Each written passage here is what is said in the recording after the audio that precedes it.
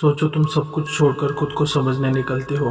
Phone बंद, सारे account delete, कोई डिस्ट्रैक्शन नहीं, सिर्फ तुम और तुम्हारा सवाल। तुम्हें लगता है अब क्लियरिटी आ गई, अब सब साफ होगा, पर अजीब चीज़ें होने लगती है। तुम्हें कोई रैंडम किताब उठाते हो और उसमें वो लाइन पढ़ते हो जो तुमने कल अपने दिमाग में सोची थी। तुम किसी अनजान रास्ते पर चलते हो और एक अजनबी तुम्हें नाम से बुलाता है। तुम हंसते हो, सोचते हो कोई इंसिडेंस है, पर फिर भी वो चीज़ रिपीट होने लगती है। कभी कभी तुम किसी से बात कर रहे होते हो और एक सेकंड के लिए तुम्हें उसका चेहरा फ्रीज होते हुए दिखता है, जैसे कोई ग्लिच हो, जैसे कोई कोड हल्का सा हिल गया हो।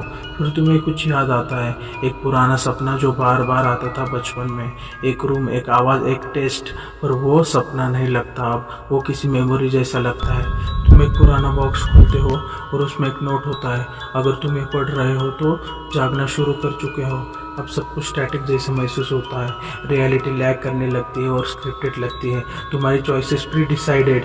तुम सोचते हो कहीं मैं खुद किसी एक्सपेरिमेंट का हिस्सा तो नहीं। कभी कभी तुम अपने ही कमरे की दीवारों को ध्यान से देखते हो और तुम्हें महसूस होता है जैसे वहाँ कोई कैमरा लगा हो, जैसे कोई तुम्हें देख रहा हो लगातार।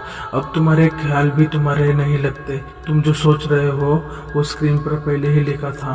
तुम बात करने जाते हो और सामने वाला ऑलरेडी प्रीपेड जवाब दे देता है। अब सवाल उठता है, क्या तुमने कभी खुद कोई चॉइस ली थी, या ये सब स्क्रिप्ट है जो तुम सब परफॉर्म कर रहे हो?